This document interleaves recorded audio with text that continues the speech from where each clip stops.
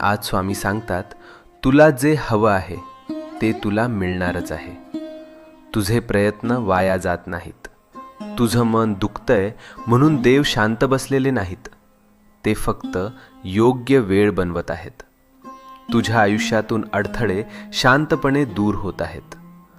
तुला दिसत नाहीये, पण परिस्थिती तुझ्या बाजूने फिरते आहे. ज्याला तू डिले समजतोस ते खरं तर प्रोटेक्शन आहे. तू विचार करतोस, मीच का स्ट्रगल करतोय, हे माझ्याच आयुष्यात का होतंय?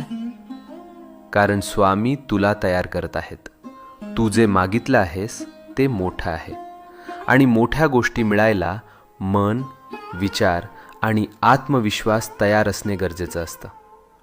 आज स्वामींची कृपा तुझ्या भोवती आहे.